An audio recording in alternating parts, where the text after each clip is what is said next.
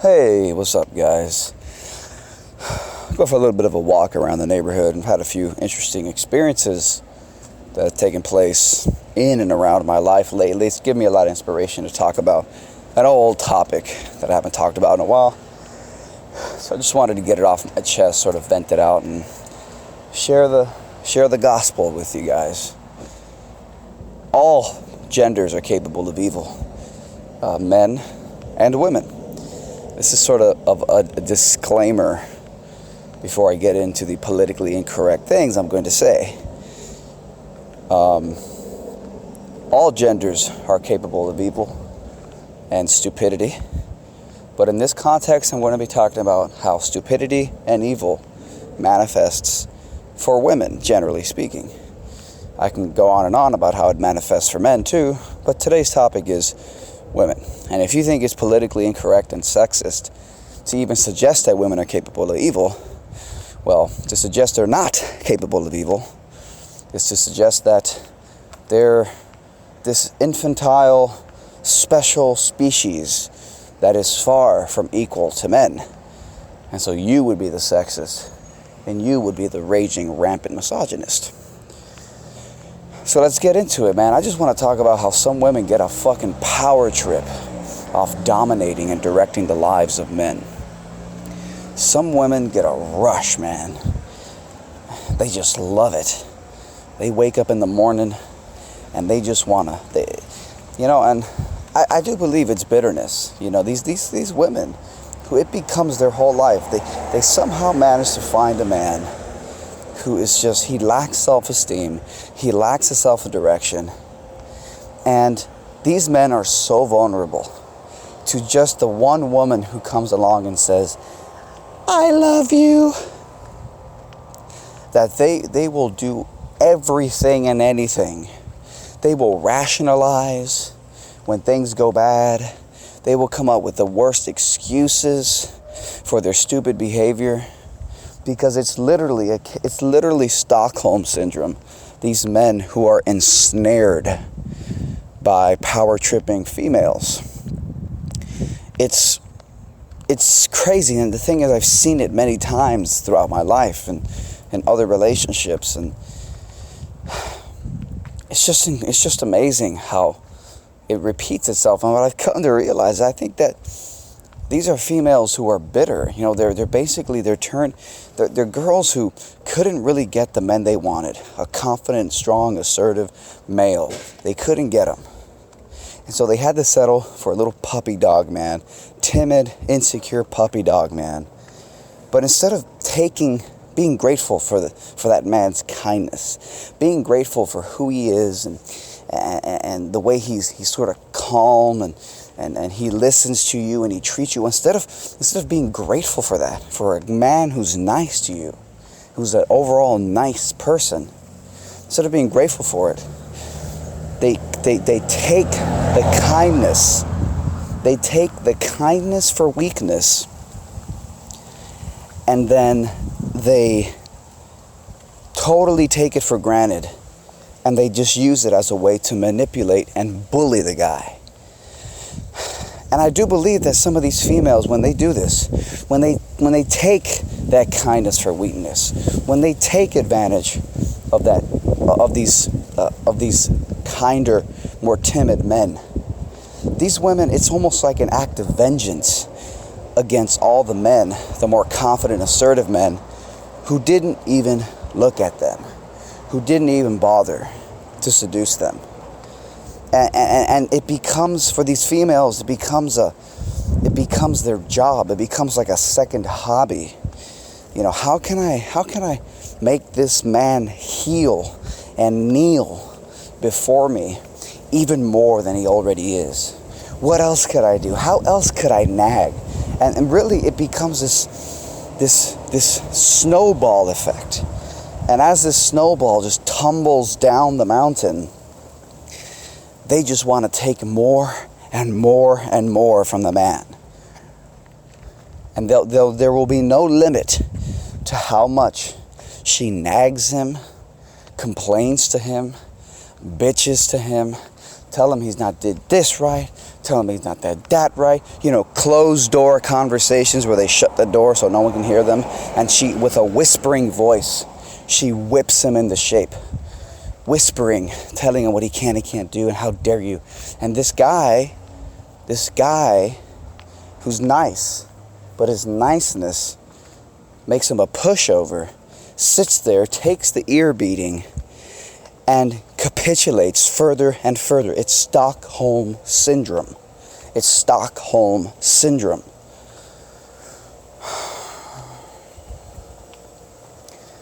So I do believe that to a degree it's sort of a jealous,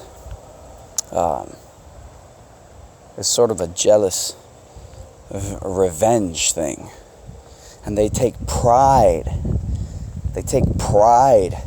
that they somehow managed to conquer a man. It's absurd. It's absurd.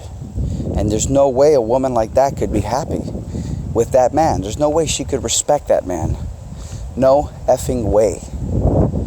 No way a woman can respect a man who scurries around like a boy in fear of her wrath. No effing way.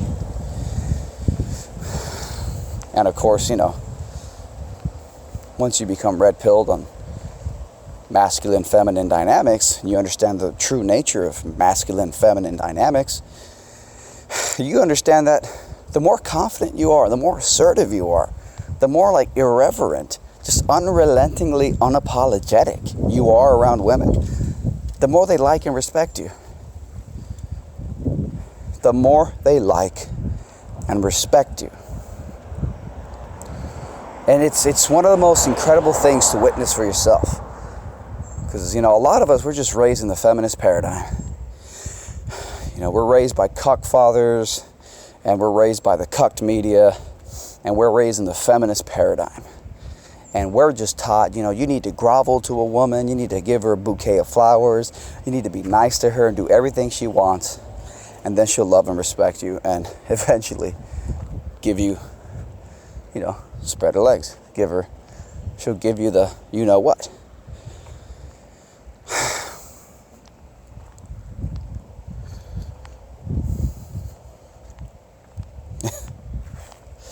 My God. But it's not, nothing red pills you. Like when you try a different approach.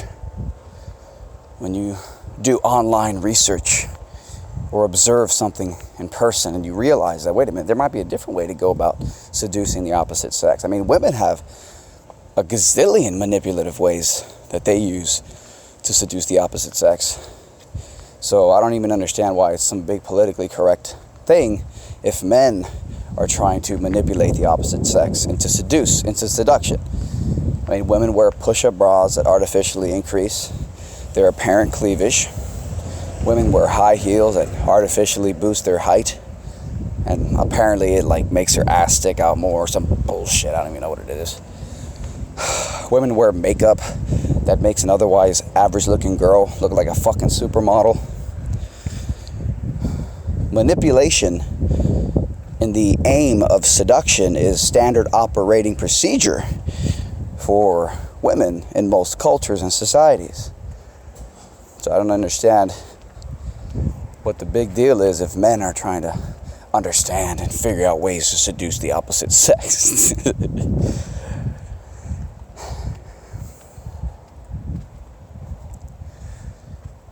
But it's a red-pilling moment, man.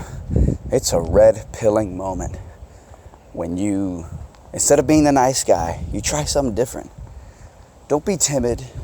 Don't be afraid that if you speak your mind honestly and truly, it might offend her, and she might be like, I'm not having sex with this guy. Don't be afraid to say something that might offend her. In fact, look forward to it. Not because you're trying to offend her, but because you're just trying to be yourself. And for fuck's sakes, how could you ever have a successful relationship if you're not even allowed to be yourself? So in all truth, you might as well be yourself from the get-go. That might as well be your default position, unapologetically yourself. But man, when you go out and you try it for that first time, and you see the look in the girl's face, when she immediately can tell, because you just said something that's bold, true to yourself, or you did a certain act or action that was true to yourself, and instead of being repulsed by you or intimidated, her eyes light up and she suddenly seems so much more interested in you. It's almost like you've proven something to her. You've proven that you're not a boy. You've proven that you're not a boy.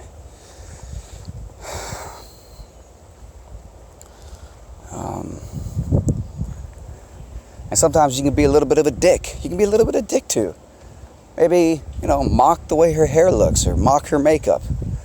And instead of being like, I'm so offended, I'm out of here, and leaving, what's shocking is that they suddenly just humble themselves before you.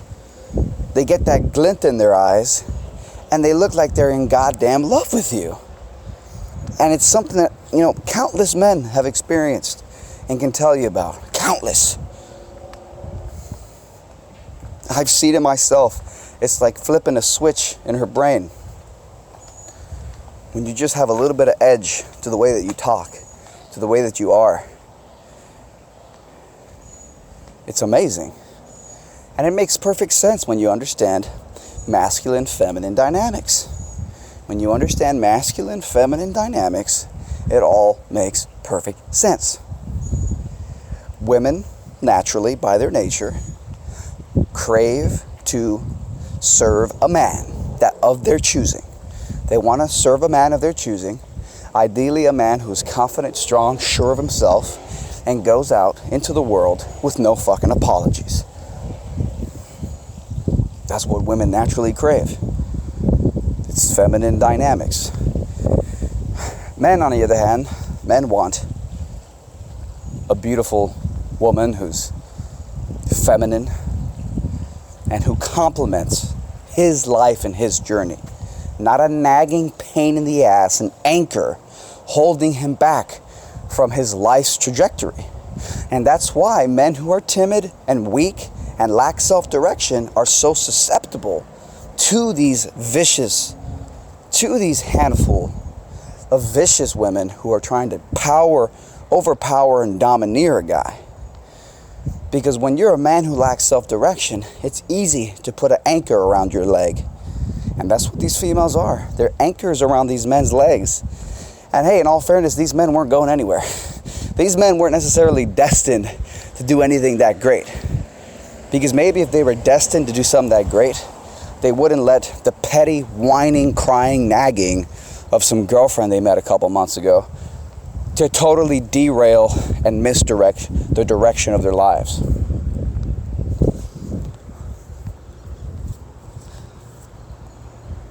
But my God, is it incredible.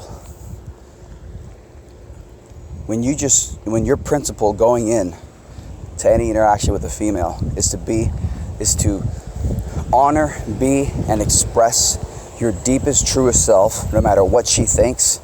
Even if she ends up hating you, you know that the more important mission here is to be, honor, and express your deepest, truest self.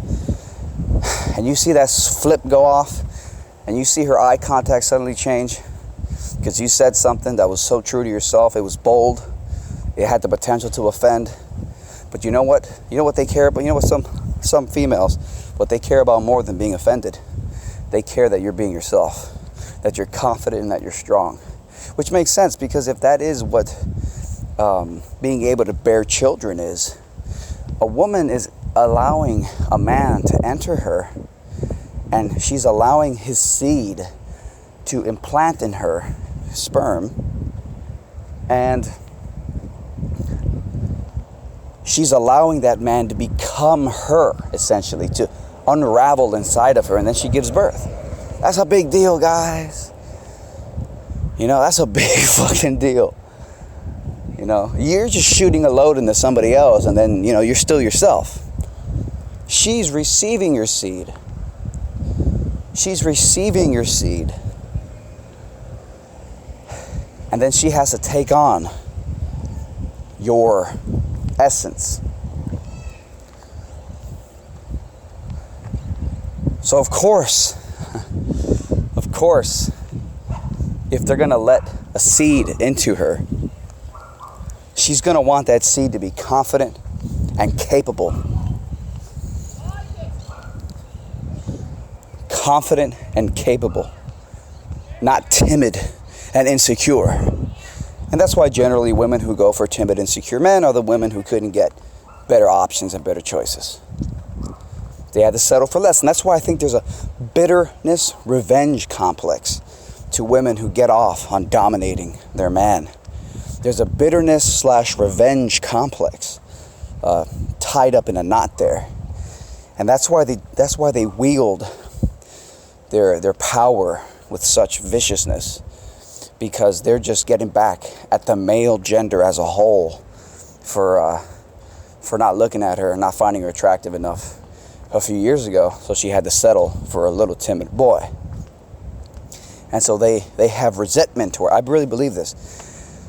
Some, not all, but some of the group, of the finite group of women who hold these grudges towards men and walk around trying to just dominate these men, they're not just angry and dominating over that one man. They're viciously, angrily, bitterly, resentfully getting back at men in general who she didn't have the privilege to choose the ideal mating partner from. That's why these females tend to be fat, not too pretty. Those are the ones who tend to dominate their man the most. And I've seen some things, guys. I've seen some things in other friendships, other relationships from other people that, holy Lord, it really makes you sit back, scratch your head and wonder, to what depths will this man go to appease his girlfriend or his wife? To what depths will he go? Because it's ridiculous what a man is willing to do when his entire sense of self is wrapped up in the vice grip of a domineering woman. So again, I think I'd just like to say briefly, for any of these sexist, racist, misogynist feminists who are listening to this, because we all know that feminists are the most sexist, racist, misogynist out there. It's racist and it's sexism. It's misogyny. For all the feminists listening and racist, sexist, misogynist feminists listening, I mean, your hatred of women is just repulsive, and we need to have honest conversations and talk real and deep. And we don't have time for your racism and your misogyny here. So we have to respect women as adults who can be understood at their deepest levels, not infantilized with corporate caricatures of what women are supposed to be, as opposed to who they truly are and want to be. But so yeah, honestly, it's in truth, it's one of the most repulsive things I have ever seen in my life. When a man is so weak and lacks so much self-direction that he literally will abandon friends and prior loyalties and prior commitments and prior engagements. He'll flush it all down the toilet. Because one woman came into his life and validated his insecure sense of self. And these women are essentially bullies. They're bullies. They're aggressors. They take advantage of these men, and they know exactly what they're doing, and they probably gossip amongst their girlfriends when the man's not around. Talk about, he does everything I tell him to. I tell him to do the dishes, he scurries away, does the dishes. I tell him to do the dishes, he scurries away and does the dishes. I tell him make me dinner, he scurries away and makes me dinner. I tell him make me breakfast in bed, he scurries away and makes me breakfast in bed. And they just gossip amongst their girlfriends about how much they dominate and don't even respect this man. And in truth, we all know what happens if a more confident alpha man ever shows up in her life. she's going to have a hard time saying no. She's going to have a hard time saying no to a one-night stand, a little make-out session outside the bar. She's going to have trouble, man. She's going to have trouble. Because, again, this goes back into masculine-feminine dynamics, okay? Masculine-feminine energetic dynamics. The feminine craves a masculine male who has a sense of self-direction and confidence. And so if a man comes along with confidence, he's already, not only is he already persuasive with females, but the persuasiveness itself is one of the essential characteristics that the feminine craves. That sort of confident charisma. So you can guarantee that it's not going to turn out well, man. It may not turn out very well for you. And, you know, there's only one real way to... If you're a man and you suddenly realize that she has no respect for you and that being kind and nice, she might appreciate it, because who doesn't appreciate a favor? You know? Who doesn't appreciate a favor? You can be kind and nice. Right? You can be kind and nice. And who doesn't appreciate that favor, but does she respect you? And if you're a man and you suddenly realize that all your favors didn't earn you an ounce of respect from her, there's only a couple things you can do to re-win her respect and redefine the dynamics, where you reclaim your masculine role and she reassumes her feminine role. Really only a couple things you can do. In this modern age where rampant, you know, sexual rampages basically are considered socially acceptable in some circles, at least in mainstream pop culture, being sexually promiscuous is considered a virtue, essentially. I mean, the only thing you can do at that point is you have to make her understand that she doesn't have you by the balls anymore. Because what she's thinking is that you're never going to leave her. First of all, you don't have anyone else to go to because you're a timid boy and you don't have that many options on the table. So she already knows you ain't got nowhere else to go.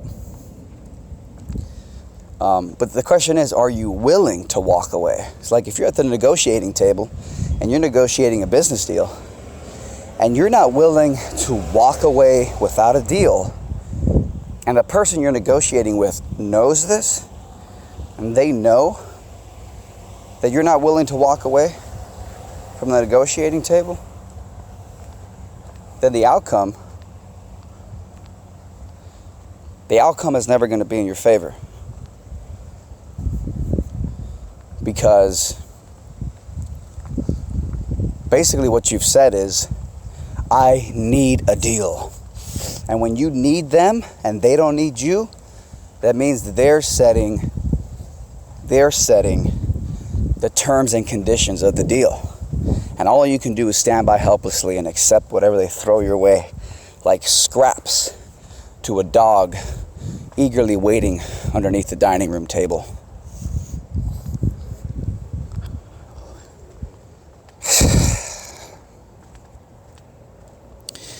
So the only thing you can, one thing you can do is you have to ramp up your confidence levels by 1,000, your assertive confidence levels, and you have to assert that in the relationship. Next time she nags you, you know, I can sit here and I can try to tell you, oh, next time she nags you, you know, have this facial expression, and, you know, don't care about this, and say this to her, and it'll be too robotic. Really, the fundamental principle is, are you willing to lose her? Are you willing to lose her? Are you willing to walk away from the negotiating table without a deal? If you're not willing to lose her, if you're not willing to be single again, then she has you by the balls. It's that simple. If you're not willing to lose her, then she doesn't have to let go of the vice grip on your balls, basically. So at the core, you just have to look in the mirror, and you have to really, at a deep core level, ask yourself, am I willing to lose her? Am I willing to lose my precious baby? And if you're not, then it doesn't even matter at that point, because all your actions are going to stem from that fundamental reality that you can't live without her. You have lost your testicles. You as a man cannot function without that woman validating your existence. If, on the other hand, you're looking in the mirror and you're looking at your eyes in the mirror and you're like, you know what, I can do this. I can live without her. I don't need her. There's a way for me to live without her, and I'm going to do it. I'm willing to go there. It doesn't have to be that way, but I'm willing to go there. Then that means that nothing she can tell you to get you to obey her can affect you. Because the primary reason you're obeying her to begin with is because you don't want to piss her off, because you don't want her to leave you. You don't want the relationship to be fractured.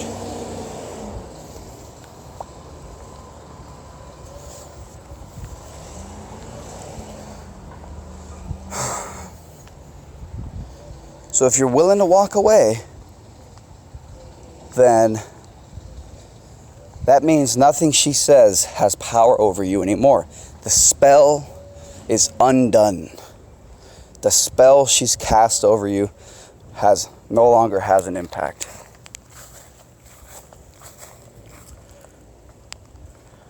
The spell she's cast over you no longer has an impact. And from there you have freedom. Next time she nags you, next time she nags you, it's going to have no effect. Next time she nags you, you're just going to be like, well, what are you going to do about it? And honestly, she's going to be shocked at first. She's going to be so surprised that you've had some kind of fundamental change in who you are that she's not going to know what to do at first.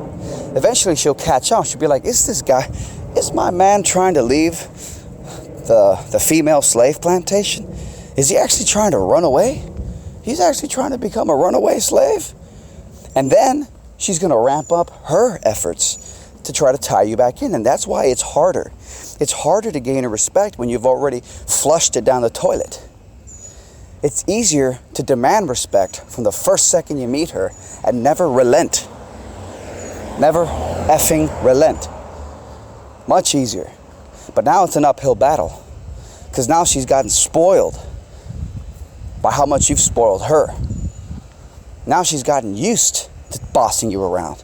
So now you have to fight back against all that conditioning and pattern behavior that's become ingrained in her. But that is essentially the core of it. You have to be willing to lose her. And you'd be surprised. You'd be surprised how much these females are willing to get on their knees and respect you if you absolutely fucking demand it. But the thing is, it'll only work if she doesn't feel that she can get any better.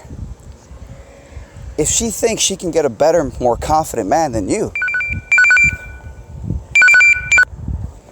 then she's gonna be like, fuck you.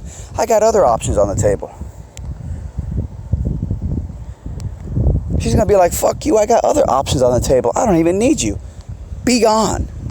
And a lot of times that might just be what happens. It might just be the end of the relationship, but that means it was meant to be. Because if honoring your true self and actually valuing who you are as an individual causes the relationship to break, then it should be broken. Relationships should only exist as long as each individual can't honor their deepest, truest selves and still be compatible with another person. That's the problem, really, with relationships in general. Is that the odds of finding a partner who's always 100% compatible, always, every single second of the day, the odds of that are slim as fuck. I don't even think the most compatible partners are always compatible. There's always moments where you fucking find them annoying and you don't want to be around them. That's a moment of incompatibility. But because the odds of finding someone you're actually compatible with are so fucking slim, most people settle for less. So they get married. And then it becomes a war of compromise. That's basically what marriage is. Marriage is a war of compromise.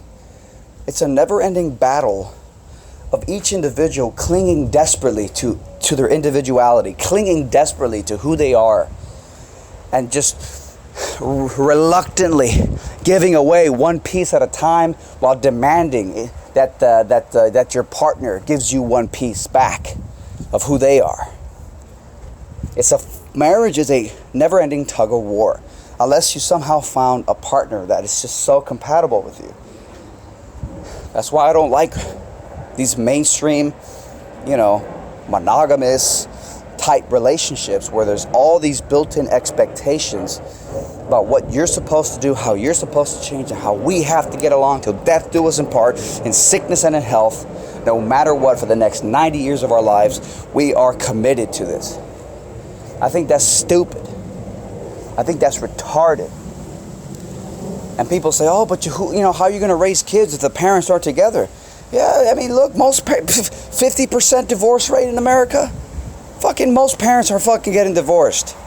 So most kids are being raised without a marriage structure. And people will claim that it's leading to the downfall of civilization. I don't know. I don't buy that. I'm not so convinced by that. I'm not convinced. Yeah, should every child have a masculine father figure? Of course. But you can have a masculine father figure without two people being married, the mother and the father, the husband and the wife, together married, and miserable because they're constantly compromising on who they deeply truly are in order to preserve this fantastical idea of a marriage. This fantastical idea of a marriage. The most bizarre, bonkers, retarded contract you could ever make. I mean, people won't even buy a house. People will have more stipulations in the contract to protect them if things go bad when buying a house than when committing their entire lives to another human being. A house is a static object. Okay, its value might go up and down, and there might be some fluctuating parameters around your house, but at least it's not a sentient being that can manipulate you, want things from you, betray you, change their minds, change who they are at a fundamental level. And even then, when you buy a house, you can always sell the damn house, which is essentially like divorcing your house. But with marriage, the marriage vows, till death do us part, to sickness and in health, to the end of our fucking days. That's implicit in most marriages, that you're going to be together forever.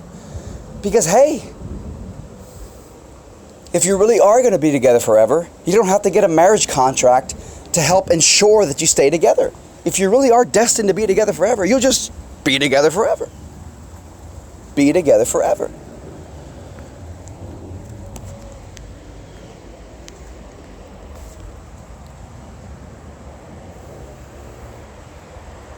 So I can't do that.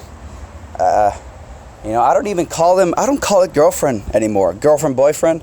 I don't call it husband, wife anymore. I just call them possessiveness partners. That's what I call it. It's possessiveness partners. You're possessively obsessed with controlling your partner as yours. You want to dictate their lives. If they ever stop talking to you, you're crushed. Because you're attached. You're emotionally dependent and attached on them. And you become a shivering, maniacal, jealous, envious wreck of a person. A little golem creature. Frantically searching for that one ring. Frantically begging. You're just walking through life an envious little wreck. Checking your partner's text messages. Making sure they're not talking to somebody else. Da-da-da-da. And meanwhile, you're trying to pretend that you don't have sexual interest in somebody you met at work, whether you're a man or a woman, because you're in a relationship. It's bullshit. I'm sick of it.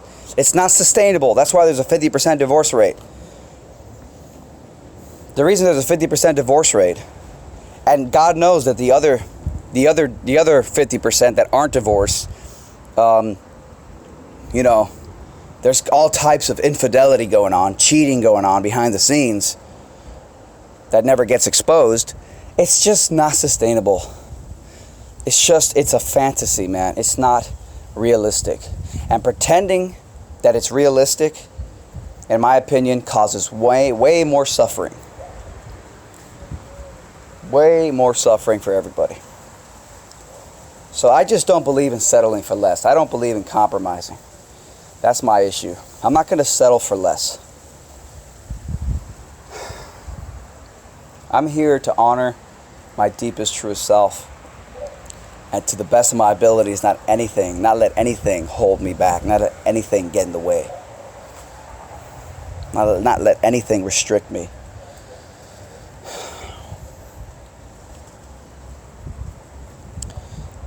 So anyways, guys, I just wanted to rant about that a little bit. Just seen some things in the last couple months that really got me thinking on this topic. Again, to all the sexist, racist, misogynist, feminists listening, just please put down your sexist, misogynistic, racist hatred. I mean, I don't even know what to say, at this point, Feminists have become a joke. They've literally become the inside joke of the world for being the most racist, sexist, and misogynistic group of people. And this kind of rampant racism and bigotry from feminists needs to come to an end. This sort of sexist, misogynistic racism. We have to stop it. And so thank you for listening, feminists, and thank you for everybody else for listening. I do appreciate it. It's a topic that needs to be discussed. You got to demand that respect. And the thing is that women respect. They're more inclined to want to just get on their knees and serve the cock if you're a man who demands respect. It's an incredible thing to witness. Many men report on it. Women just want men to sweep in and be that knight in shining armor. But not a white knight in shining armor. A knight in shining armor. Because a white knight is a man who begs and grovels. But in this context, I would say that what I mean by a knight in shining armor is a man who is out there in the world living his purpose. And as he goes out living his purpose, he brings women into the fold and they complement his journey. Women are here to complement the masculine journey.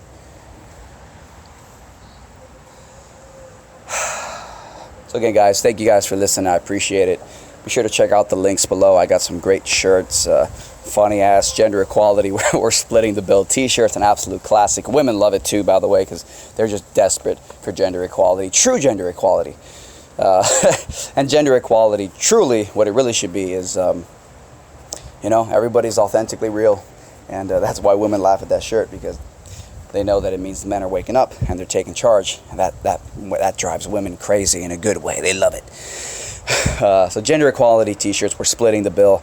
A hilarious, a great shirt to wear on the first date. Great shirt to wear on the first date.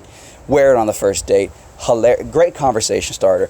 Great way to break the ice. I'm telling you, 10 out of 10 times, every woman who's seen it loves it. They love the shirt because it's funny. And most women who aren't radical feminists understand these dynamics, and they really know what's going on. So thank you guys. We got a Bitcoin donation link down below. We got a PayPal link if you'd like to support what I do. I do appreciate you listening all the way up to 35 minutes or where the fuck we're at right now. And Patreon link. All the links are down below. Check them out, guys. Take care of yourselves. Let me know your thoughts in the comments. I'll be reading them. I always read them. Well, not always, but I do look down there. I'll definitely want to see what you have to say about this one. Okay, guys. Take care.